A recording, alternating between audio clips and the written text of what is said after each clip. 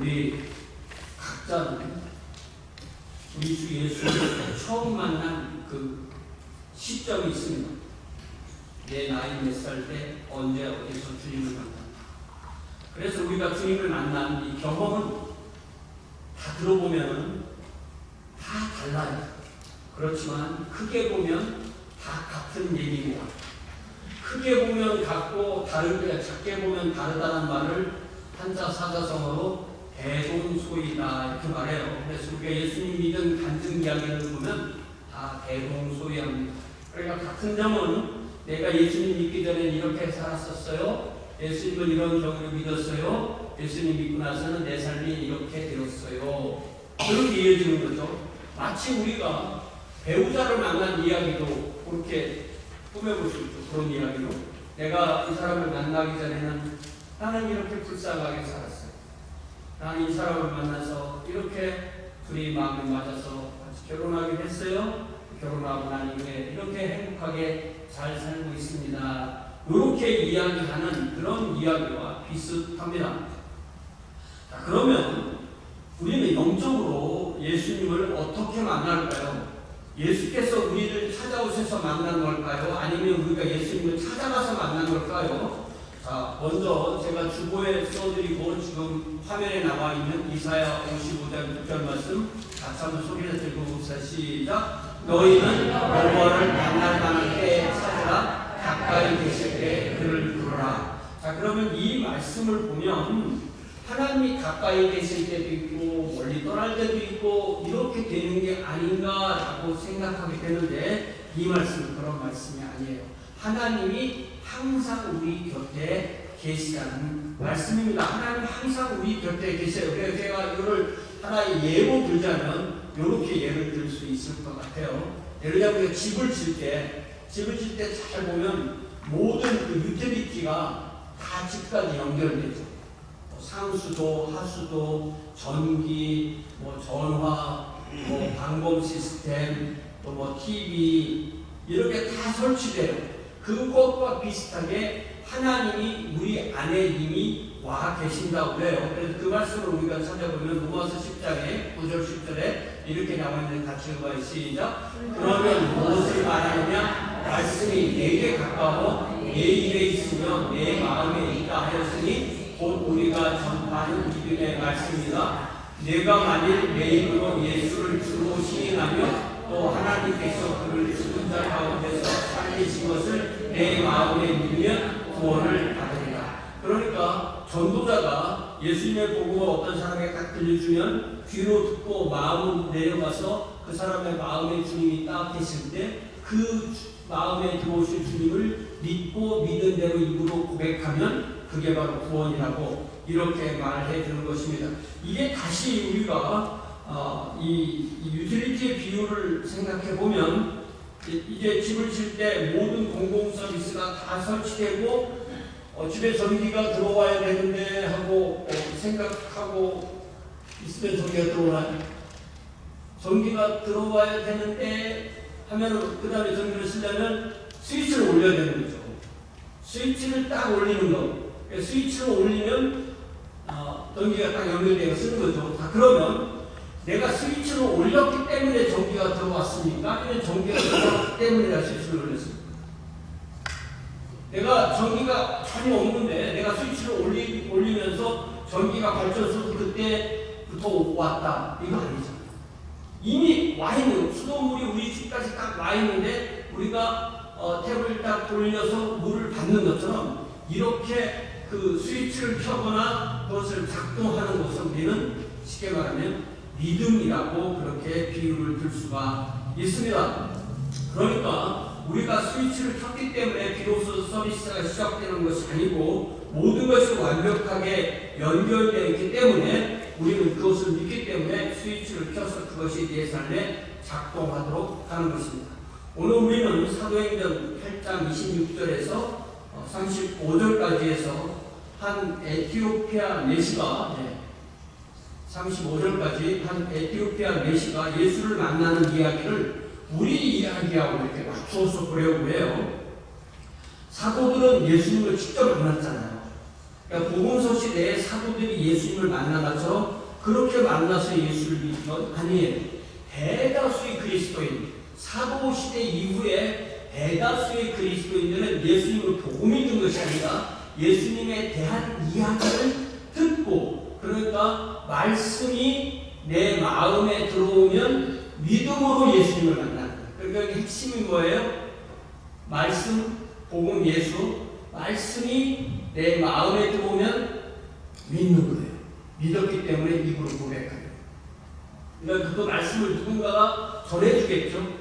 예, 전도자가 말씀을 전해주면 듣고 그 예수님이 내 마음에 들어오 계시니까 그분을 믿고, 예, 전해주고 들어오고 믿고 고백하고 구원받고 이렇게 된다는 거예요. 그래서 이 이야기를 나누는 동안에 저와 여러분의 마음에도 우리가 예수님을 처음 만났던 그 경험이 다시 불일듯 일어나기를 주님의 이름으로 축원합니다.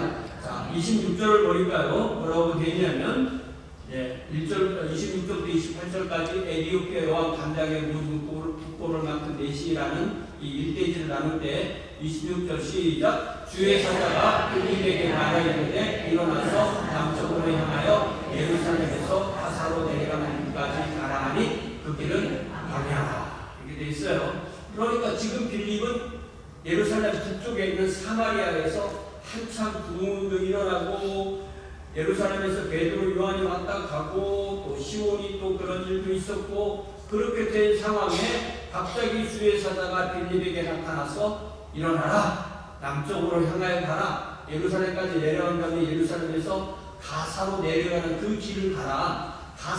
그러니까 예루살렘에서 가사로 가는 길, 거기로 가라고 하는 거예요. 요 가사가 오늘날 우리가 뉴스에서 다니고는 그 가자 지구에 있는 그곳이에요. 자, 그 길은 광야라. 그러니까 이것을 지도로 본다면 저 위에가 사마리아고요. 그리고 예루살렘이고, 그리고 가사가 저기라면 그 어느 쯤을 가라는 거예요. 필립 앤디 에티오피안 이nok 이렇게 되어 있죠.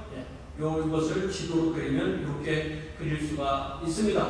이렇게 이 사마리아는 예루살렘과 유대 북쪽이고 거기에 한참 부흥운동이 일어나고 있는데 주의 사자가 빌립에게 가사로 가라고 하는 거예요. 그리고 거기에는 사람도 많이 있을 것 같지 않고 광야에 난 길이라는 것입니다. 그러면 주의 사자는 복음 전도자 빌립을 그 길로 이끄습니다. 사마리아 교회는 이제 그들 자신에게 맡기고 그런 명령받은 대로 움직입니다. 27절 같이 읽어 시작. 일어나 가성통이 에디오피아 사람 곧 에디오피아 여왕 간닥의 모든 후보를 맡은 발리인 내시가 예배하러 예루살렘에 왔다가, 그렇게 그 다음 절 연결되는 건데요.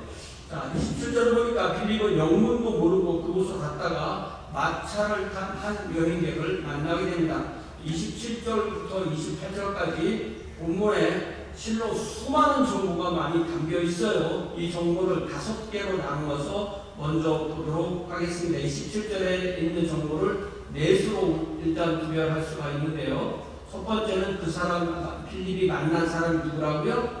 에디오피아 사람이다. 이렇게 되어 있어요. 에디오피아. 예.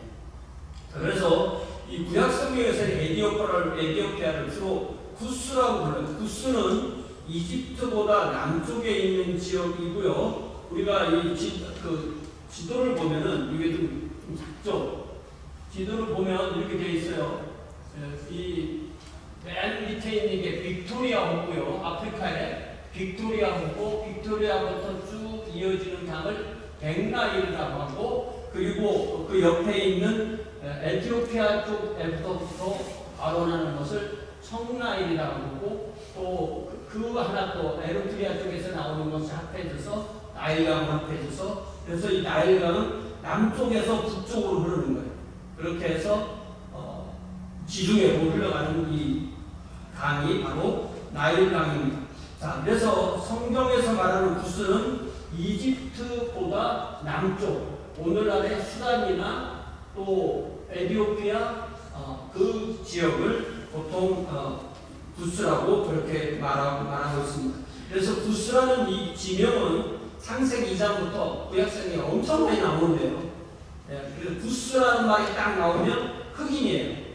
인종으로는 흑인이고 부스라는 말이 많이 나오는데 그걸 다 볼 수 없고 아주 핵심적인 구절 한 구절을 제가 여러분에게 보여드리겠는데 그 구절이 바로 아모스 9장 7절입니다. 같이 읽어요. 시작. 여호와의 말씀이니라. 이스라엘 자손들아, 너희는 내게 부스 족속 같이 아니하냐? 내가 이스라엘을 애굽 땅에서 블레셋 사람을 갑돌에서 아람 사람을 기르에서 올라오게 하지 아니하였느냐? 와, 이게 뭔 얘기예요? 뭔 얘기냐면 이스라엘이 주전 15세기부터 이집트에서 400년 종살이를 하고 가나안에 정착할 때 비슷한 시기에 블레셋 사람들은 갑돌이라고 되어 있지만 이 갑돌이 값은 갑돌이 아니고 이 갑돌이 어디냐면은 크레타, 영어로 크리타라고 말하는 크레타가 갑돌이고, 그러니까 이 블레셋 사람들은 백인들이고 또 해양민족이고 그래요. 그러니까 크레타 문명이 망하면서 이제 지중해 여러 곳을 흩어질 때 이 가나안 이 지중해 해변에도 들어오는 거고요. 또 아람 사람은 이게 오늘날 우리로 말하는 시리아 사람들인데 키르에서 올라갔다. 이 키르는 어딘지 몰라요. 성경에서는 좀 확실합니다. 그래서 이 이야기는 뭐냐면 고대에 어떤 그 인종이 이렇게 분화되면서 원 정착지가 있고 계속 이동하면서 자기들의 정착지가 있고 또 그 정착지에 가보면 이미 선주민들이 있고 이렇게 해서 이주민과 원 정착민 사이에서는 항상 이 갈등이 일어나는 일이 있다는 것을 알 수가 있습니다. 더 나아가서 하나님은 이스라엘만의 하나님이 아니시고 블레셋 사람들의 민족이동이나 아람 사람들의 민족이동이나 코리안의 민족이동이나 모든 민족이동까지 포함해서 이 모든 것을 주관하시는 하나님이라는 사실도 알 수 있게 됩니다. 특별히 이 구절의 그 앞부분에서는 그래서 세계 지도를 보면 이게 좀 잘 보이실지 모르지만 또 지중해 터키 쪽에 가까이 있는 동은 사이프러스, 키프로스 섬이고요. 그리스 반도 밑에 있는 게 크레타예요. 그리고 이집트, 그리고 이스라엘이 가나안에 정착하게 되고 또 이 해변에 블레셋이 정착하게 되고 그 위에 부분이 시리아인 거예요. 자, 그래서 여기 다시 아모스 9장 7절에 보면 하나님께서 아모스를 통하여서 말씀하시기를 이스라엘 자손들아, 너희는 내게 부스 족속 같지 아니하냐? 그러니까 너희들은 내게 부스 족속과 세일이다 이렇게 말씀하십니다. 이게 무슨 말씀입니까? 이게 무슨 말씀이냐면 이스라엘이 여호와 하나님의 왕국 백성인 이유는 그들이 이스라엘이기 때문이 아니라 하나님이 그들을 선택했기 때문에 그들이 하나님의 백성이 됐다는 거예요. 다시 말하면 하나님이 부스 족속을 선택하면 그들이 하나님의 백성이 되는 거고, 하나님이 블레셋을 선택하면 그들이 하나님의 백성이 되는 거고, 하나님이 아람 민족을 선택하면 그들이 하나님의 백성이 된다는 뜻입니다. 이처럼 이스라엘이 부스와 같다는 것은 이스라엘의 특권이 민족적 우월성에서 나온 것이 아니라 하나님의 주권적 선택에서 나왔다는 뜻입니다. 이는 저와 여러분이 하나님의 왕국 백성이 되는 것도 똑같습니다. 내가 어떤 잘나서 내가 부모를 잘 만나서 민족을 잘 만나서 국가를 잘 만나서 하나님의 백성이 된 것이 아니고, 하나님께서 창세전에 우리를 택하시고 세계 가운데 그 은혜를 나타내셔서 우리로 예수를 믿게 하시고 하나님의 자녀가 되게 하셨다는 것입니다. 그러니까 어떤 사람이 하나님의 자녀가 되는 것은 전적으로 하나님의 주권적 은혜에 된다는 사실을 이 말씀은 강조하고 있는 것입니다. 자, 그래서 이 에디오파야라는 말이 나온 김에 부스에 대해서도 말씀드린 거고요. 다시 부모들로 돌아와서 두 번째, 이 사람에 대한 두 번째 전문 이 사람이 뭐라고요? 네시였더라고요. 여러분 네시가 뭔지 알죠? 네시가 어떤 관직을 가지고 있을 때 그 사람을 환관이라고 하는데요. 동양과 서양을 막론하고 고대의 내시는 주로 왕실에서 일하도록 인위적으로 거세된 사람들을 말합니다. 왕실에는 많은 여인들이 있었기 때문에 왕의 신하들이 왕실의 여인들에게 성적으로 접근하는 것을 원천적으로 막는 방법 가운데 하나가 내시 제도였습니다. 또 여왕일 경우에도 내시가 여왕을 가까이서 보필할 수 있는 그런 사람들이었습니다.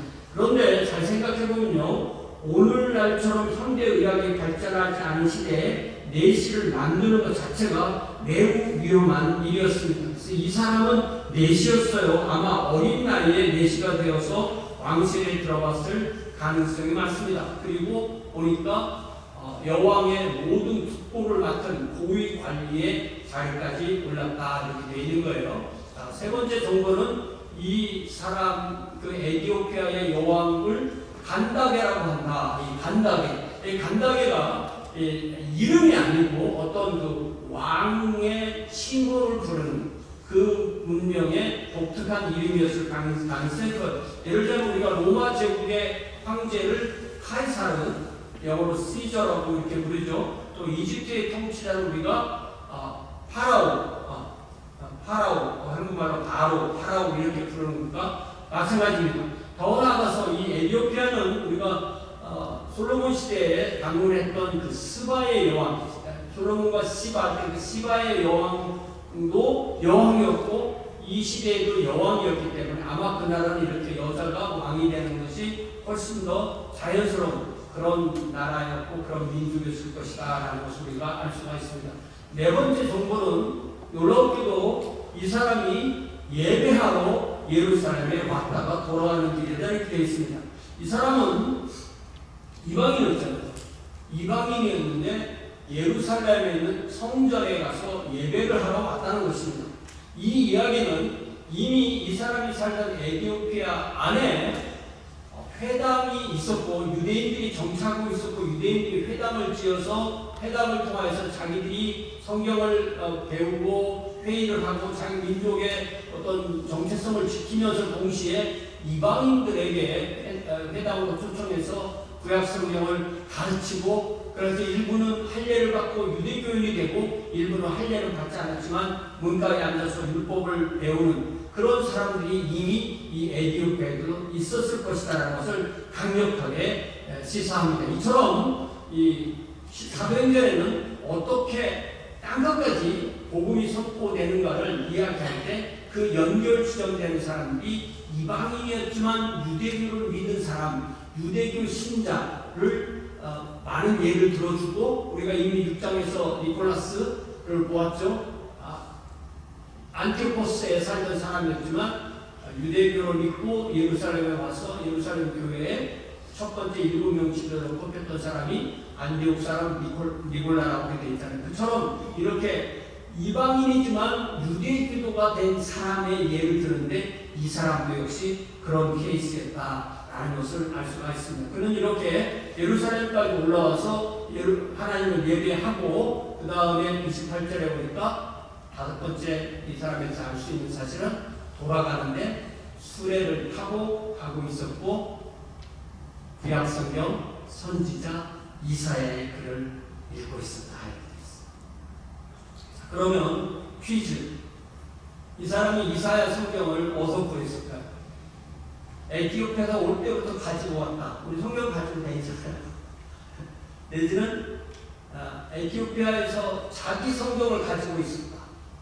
내지는 에티오피아 그 회당에서 성경을 내가 지금 예루살렘에 예배드리러 가는데 성경 좀 빌려주세요. 성경을 빌려서 들고 왔다. 중국말의 성경. 중국말이 된 거. 아니면 이번에 예루살렘에 왔을 때 헬라어로 번역된 72년 성경 이사야를 사서 돌아가면서 보고 있습니다. 그랬을 때 저는 퀴즈 답을 뭐라고 생각했어요? 세 번에 훨씬 가까운 거죠. 그렇게 했다고 써있지 않으니까 이 소리는 상상을 할 수밖에 없는데 그렇게 상상할 수 있다는 거죠. 자, 그래서 이것을 봐서 이 이방인, 이 에티오피아 내시 이방인 이 사람이 하나님의 말씀을 향한 그 열정이 얼마나 대단했는가를 여기서 알 수가 있는 것입니다. 그래서 그 다음에 보니까 29절에 보니까 뭐라고 말해요? 성령이 빌립더로 이르시되 이 수레로 가까이 나가라. 근데 잘 보니까 영어로 보니까 go to the chariot and stay near it. 우리 성경은 가까이 가는 것 정도로 말했는데 영어 성경은 이 수레에 가까이 가서 그 근처에 머무르라 이렇게 번역했다는 거예요. 이렇게 성경이 서로 번역이 다를 때는 원어는 뭐라고 돼 있을까? 그런 궁금증이 생기는 거예요. 그래서 원어로 찾아보니까 진짜 원어에도 두 단어로 나누는 거예요. 첫 번째 가까이 가라라는 프로셀코마이라는 단어는 프로스 더하기 엘코마이에서 그냥 향하여 가다. 그러니까 가까이 가다 그 말이에요. 정확하게. 그러니까 무엇을 향하여 가다. 그래서 이 헬라어에는 항상 동사 앞에 전치사를 많이 가지고 이렇게 동작을 어떤 시간성, 동작성, 이동성 이런 것을 많이 표현하고요. 두 번째는 머물러 있어라 라는 명령어죠. 그러니까 이게 기본형은 원형은 홀라오인데 이게 뭐냐면 딱 붙어 있으라는 거예요. 글루나 스틱이라고 그렇게 영어로 번역할 수. 그러니까 그 수레로 가까이 가서 그 수레에 딱 붙어 있어라. 또 딱 붙어 있는다고 생각하니까 뭐 풀로 붙인 것처럼 딱 그런 말이 아니고 최대한 가까이 거기에 접근해서 가까이 있어라. 이런 말로 이해를 할 수가 있어요. 그래서 이제 30절에 보니까 빌립이 달려가서 선지자 이사야의 글을 읽는 것을 듣고 뭐라고 말했어요? 읽는 것을 깨닫습니까? Do you understand what you are reading? 이게 얼마나 기가 막힌 질문이에요. 읽는 것을 깨닫습니까? 이게 정말 재밌는 게요. 그리스 사람들은 말을 어떻게 이렇게 만들었는지 읽는다는 말은 뭐라고 만들었냐면 거듭하여 알다라는 단어가 있다라는 단어. 그러니까 있다라는 말은 거듭하여 안다는 말이고 안다는 말은 그냥 안다는 말. 그러니까 안다라는 말이 기노스코거든요. 기노스코에다가 앞에다가 거듭이라는 안화를 딱 붙이면 그게 읽는다는 말이에요. 왜 이런 말이 생겼을까요? 왜냐하면 우리가 오늘날은 읽는 사람과 아는 사람이 동일해요. 그런데 옛날에는 읽는 사람은 아주 희귀했던 거예요. 그러니까 이 글을 읽을 수 있는 사람, 글을 쓰거나 읽을 수 있는 사람은 아주 소수인 거예요. 그러니까 아는 것을 글을 통해서 다시 아는 게 읽는 거예요. 이게 제 설명이 이해가 되세요? 그러니까 읽는다는 것은 이미 아는 것을 다시 아는 행위, 뭐 그렇게 돼 있는데 그런 단어가 만들어지기는 했지만 그런 의미로 쓰이지 않고 그냥 계속해서 읽다, 거듭하여 알다라는 의미로 쓰이지 않고 읽다고만 써요. 그래서 이게 무슨 말이냐면 당신이 아나기노스코 한 것을 기노스코 하세요? 이렇게 물어보는 거예요. 충분히 이해가 되시죠? 그래서 읽는 것을 깨닫습니까? 라고 우리는 이 말을 성경의 번역대로 그대로 이해를 할 수 있는데 성령의 인도로 그 에디오피아 사람의 곁까지 인도를 받은 빌립이 성령의 확신으로 입을 열어서 그 물음을 하면서 그에게 접근하는 거예요. 자, 우리는 이 말씀을 통해서 무엇을 생각해야 되냐면 우리도 성경을 읽거나 설교를 듣거나 경건서적을 읽거나 뭐 큐티를 하거나 뭐 간증을 듣거나 뭐 무엇을 하든지 그것이 우리에게 입력이 됐을 때 그것을 이해하느냐, 언더스탠드 하느냐. 그랬을 때 이 어떤 입력이 되고 언더스탠드를 하는 사이에는 반드시 무슨 과정이 들어가냐면 해석이라는 것이 들어가게 돼 있어요. 그러니까 난 그거 해석 안 했어요 라고 하는 건 무슨 뭐예요? 이미 해석이 너무 빨리 됐기 때문에 자기가 해석한다고 생각 안 해요. 그런데 어떤 경우는 초등학교 때 읽었는데 이제 깨달아지는 거 혹시 그런 거 좀 있으세요? 제가 그 초등학교 때 읽었던 그런 이야기들, 우리 신학교 가니까 교수님이 그런 노래는 이 초등학생들한테 불리면 안 돼 하는 이야기가 뭐냐면, 바구니 끼고서 도라지 캐러 간 누나는 웬일로 안 오실까? 아이고 큰일 났네, 동네 청년들 데리고 찾으러 가야지. 그렇게 돼야 되는데 랄랄랄랄라, 왜 거기 랄랄랄라 나오냐, 이게 참 이상한 거예요. 그래서 새롭게 해석을 해주시더라고요. 그러니까 또 제가 고등학교 때 데미안, 헤르만 헤세 데미안을 읽고 있으니까 우리 선생님이, 야 니네가 지금 이걸 읽는다고 아냐? 그래서 제가 지금 읽고 선생님 나이 때 됐을 때 깨닫는 거예요. 그랬더니 이렇게 어떤 것은 듣고 바로 이해가 되는 게 있는가 하면, 어떤 것은 계속해서 우리의 생애 어느 한 기간에 그 이해가 깊어지고 그렇게 하는 수가 있어요. 그러니까 이해도가 결국은 성숙도다, 이렇게 이해할 수가 있는 거예요. 자, 그러다 보니까 뭐라고 말하냐면, 이 사람이 예비역대 메시가 뭐라고 말하냐면, 같이 읽어 시작. 대답하되 지도를 두는 사람이 없으니 어찌 깨달을 수 있느냐 하고 빌립을 청하여 수레에 올라 같이 앉으라 하나. 얼마나 재미있는 대화예요. 있는 것을 깨닫습니까? 지도하는 사람이 없으니 어찌 깨달을 수 있겠습니까? 지도하다, 가르치다, 지도하다, 가이드, 리드, 티치. 그래서 이 지도하다라는 단어도 보면요, 이게 호데게오라는 단어인데, 놀랍게도 그 명사형 원형이 호도스인데, 그 호도스는 내가 뭐 길이고 진리고 생겨날 때 그 길이 헬라어로는 호도스라고 말하는데, 여기서 온 동사가 호데게오고, 그러니까 이 동사의 원래의 뜻은 길을 이렇게 가리키는 것을 말합니다. 길을 가리키는. 그래서 그것이 확장돼서 지도하다라는 의미로 이렇게 의미가 확장되는 것입니다. 그러니까 지금 이 사람은 빌립이 앞에 있을 때 그 빌립을 자기의 지도자로 초청하는 말을 이렇게 하는 거예요. 나에게 이 성경을 읽고 이 성경이 가리키는 길을 찾도록 해주세요 라고 그렇게 말하는 것입니다. 지금 빌립은 성령의 인도를 따라서 왔잖아요. 성령의 인도를 따라서 왔는데, 이 사람이 그렇게 초청하니까 성령께서 가르치는 그것을 알려주기 위해서 그렇게 하는 거예요. 자, 지금까지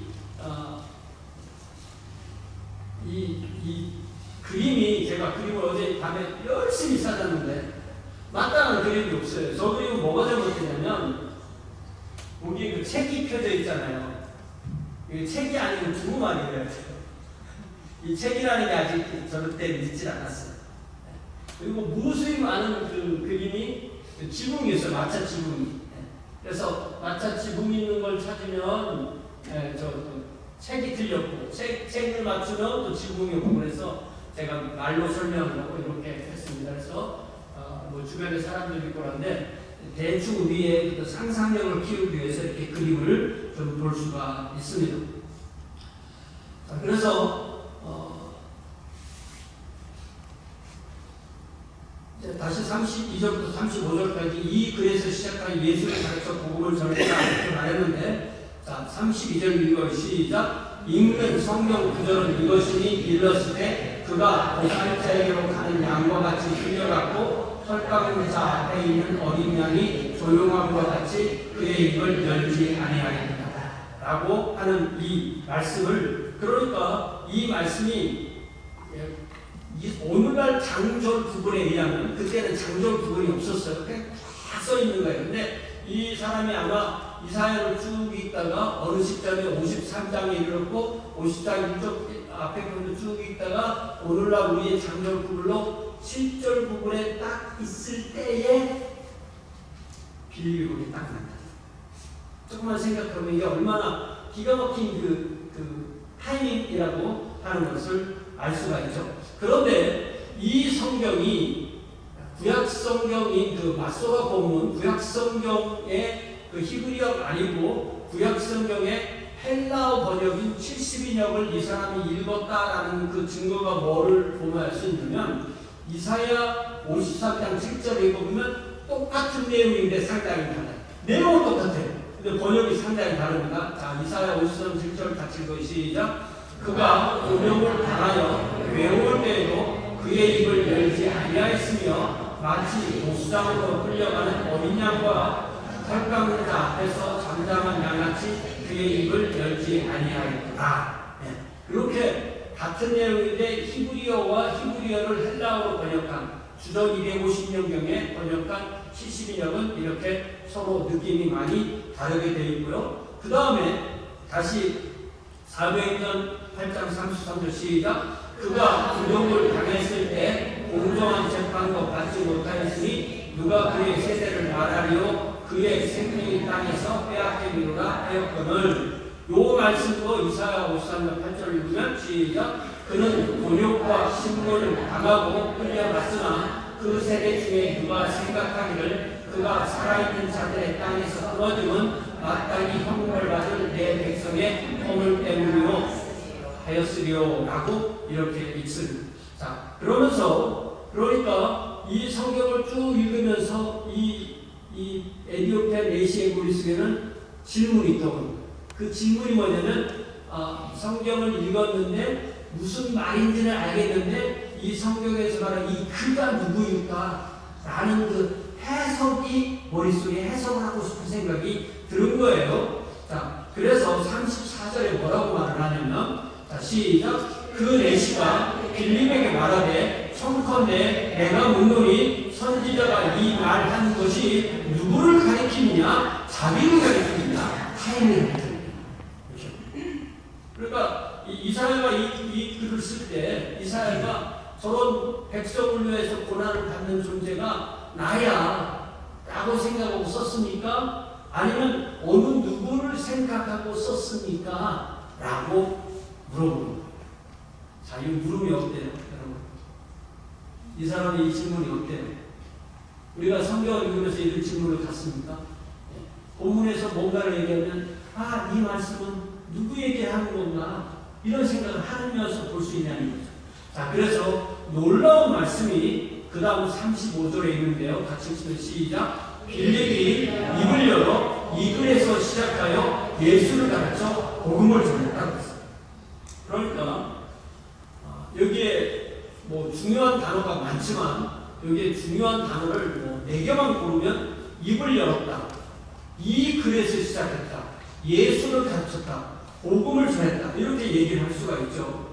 그러니까 이 입을 열었다는 얘기는 자기가 이제 그 답을 하기 위해서 말을 하기 시작했다는 얘기죠.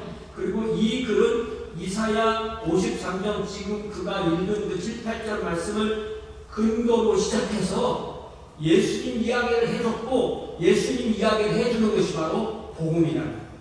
그러니까 이 복음, 그러니까 입을 열어 말하는 부분을 뺀다면 3가지만 정리한다면 다시 뭐예요? 성경, 예수, 복음. 따라해보자. 시작. 성경, 예수, 복음. 성경, 예수, 복음. 성경 말씀, 예수, 복음 전함이에요. 그러니까 빌립은 입을 열어서 선지자 이사야를 통해서 700여 년 전에 예고하셨던 예수께서 오셔서 십자가에 죽으시고 음부의 그 영혼이 다녀오시고 부활하여서 부활체로 승천하여 하나님 보좌 우편에 앉아 계신 놀라운 기쁜 소식의 이야기를 전하는 거예요. 그러니까 성경과 예수와 복음은 항상 연결되어 있는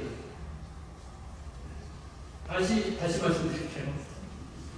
세 가지 연결되어 있다면 성경, 예수, 복음. 자, 그러면 교회 여러분이 오시고 우리가 함께 예배드리는 것은 이 성경 말씀을 나누려고 하는 거예요. 제가 여기서 제 철학을 얘기하거나 제 경험담을 얘기하면 여러분이 저를 목사로 줄 이유가 저는 있는 거예요. 항상 우리는 무슨 얘기를 하는 거예요? 성경 얘기를 하는 거예요. 그런데 문제는 성경 얘기는 하는데 예수님 얘기가 없어. 그럴 수 있잖아요, 사람이. 그러면 아무것도 안 돼요. 성경 얘기를 하는 이유는 예수님 이야기를 하기 위해서 하는 거예요. 성경에서 예수를 얘기했어. 예수님 얘기도 많이 해. 그런데 성경에서 말하는 복음이 아닌 이상한 복음을 얘기해. 그것도 또 잘못되는 거죠. 그래서 우리가 신학교에 가서 공부를 배우고 신학교에서 가르치고 하는 것은 바로 이런 걸 가르칩니다. 성경과 예수와 복음은 항상 이렇게 일치되어야 된다. 예를 들자면 우리가 성경 해석을 공부할 때 가장 유명한 것이 뭐냐면 구약의 예언은 신약에서 이루어진다. 신약의 복음서에 예수님께서 완성하시는 복음을 서신서에서 말해주는 대로 복음서를 해석해야 된다. 왜냐하면 복음서는 예수님 이야기잖아요. 근데 예수님 이야기를 많이 하는데 서신서에서 말하는 대로 얘기 안 하고 자기 마음대로 뭐 해방신학이나 뭐 이상한 걸 섞어서 예수님 얘기를 하고 예수님은 부활하신 게 아닌 뭐 이렇게 이상한 말을 하는 사람들이 있는 거예요. 그러니까 이 세 가지가 항상 일치되게 전해야 되는 것입니다. 그렇기 때문에 성경에서 예수를 전해도 성경이 전하는 복음이 아니고 다른 복음을 전한다면 그것은 가짜입니다. 그게 바로 이단인 것입니다. 같은 성경, 같은 예수, 같은 복음이라는 단어를 입에 올려도 그 내용이 천양지차로 다를 수가 있다는 것입니다. 그렇기 때문에 우리는 첫 번째로 우리가 어디 붙어 있어야 돼요? 성경에 붙어 있어야 돼요. 성경에 붙어 있는 이유는 뭐예요? 예수님께 붙어 있으라는 거예요. 예수님께 붙어 있는 이유는 뭐예요? 복음에 우리가 딱 붙어 있으려고 우리가 이 성경을 보는 이유가 되는 것입니다. 이렇게 해야만 우리가 바른 신앙을 갖게 되는데, 그러기 위해서 제일 먼저 집중하는 것이 누군가는 말씀을 전하는 사람이 있고 누군가는 말씀을 받는 사람이 있는데, 그때 마음을 열고 집중하고 열중하고 듣는 거예요. 그렇기 때문에 교회에 오면은 가장 많이 하는 게 뭐냐면 듣는 거예요. 이 듣는 시간이 있다는 것, 이 설교 말씀을 듣는 시간이 있다는 것이 우리에게 최고의 복인 거예요. 그래서 루터는 뭐라고 하냐면 그리스도인에게 제일 소중한 기관은 귀다 그랬어요. 귀. 왜냐하면 귀로 들으니까. 귀로 들으면 어떻게 돼요? 그게 말씀이 마음으로 내려가고, 마음으로 내려가면 믿음이 오고, 믿음이 오면 입으로 다시 그게 나오게 되어 있는 거예요. 그렇기 때문에 우리는 성경에 집중하고 예수에 집중하고 복음에 집중하는 것, 그렇게 살다 보면 자기 입에서 다시 마음속에 있는 게 나오니까 다른 사람에게 복음을 전할 수 있게 되는 것입니다. 자, 이제 말씀을 마치면서 베드로전서 1장 8절 말씀, 아주 소중한 말씀인데 우리 한번 같이 천천히 뜻을 생각하며 읽어봐요. 시작. 예수를 너희가 보지 못하였으나 사랑하는구나. 이제는 보지 못하나 믿고 말할 수 없는 영광스러운 즐거움으로 기뻐하니. 베드로는 예수님을 직접 봤어요, 못 봤어요? 봤죠.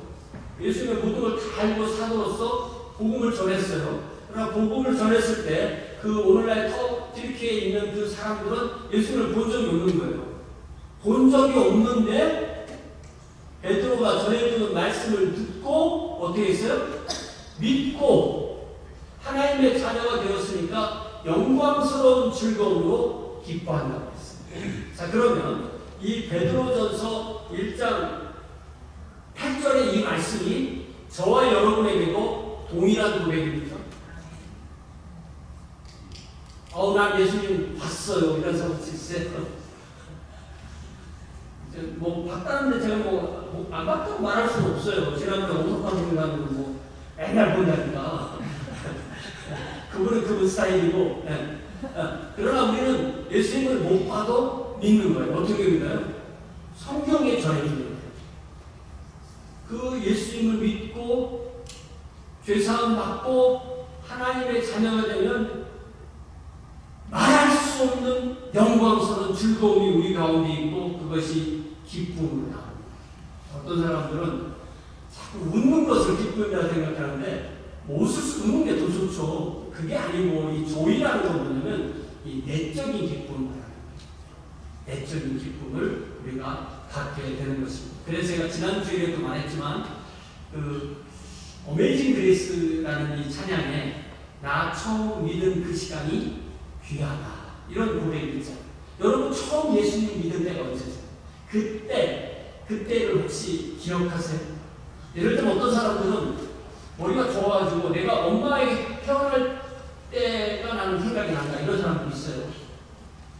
혹시 그런 사람 봤어요? 비디오를 찍어놨어, 보여줬어. 그래서 내가 공부하되 그럴 수도 있지만, 저는 제 돌자배를 기억하는 것 같거든요. 1살 때. 근데 주변 사람들 말하면 네 돌자배가 아니라 네 동생 돌자배를 믿도록 기억하는 거다, 이렇게 얘기를 해요. 그래서 저는 1살 때 기억을 제가 믿지 않습니다. 그런데 자, 여러분, 제가 지금 심각한 질문을 하고요. 내가 예수 믿은 때가 언제인지 기억하세요, 여러분 각자? 그게 몇 년, 몇 월, 며칠, 몇 시, 어디에서 누구와 함께 이것까지 다 몰라도 정확하게 언제 내가 예수를 믿었다, 요거 기억하세요? 요 시점이 나에게 있었어요? 그게 없었다면, 내 생애 동안에 그게 없었다면 나는 아직 안 믿는 거잖아요. 내가 예수님 믿기 전과 예수님 믿은 것과 예수님 믿고 나서야 이 세 개로 내 삶을 나누어서 말할 수 있는 그 나의 스토리가 없다면 나는 아직 예수 안 믿는 거죠. 예수 믿었어요. 그렇다면 예수 믿었어요. 그래야만 우리가 보지는 못하였지만 복음을 듣고 예수를 만나고 말할 수 없는 영광스러운 즐거움으로 기뻐할 수 있는 이 믿는 자의 기쁨이 우리에게 임하게 되는 것입니다. 이제 반주와 함께 우리가 잠시 기도하겠습니다.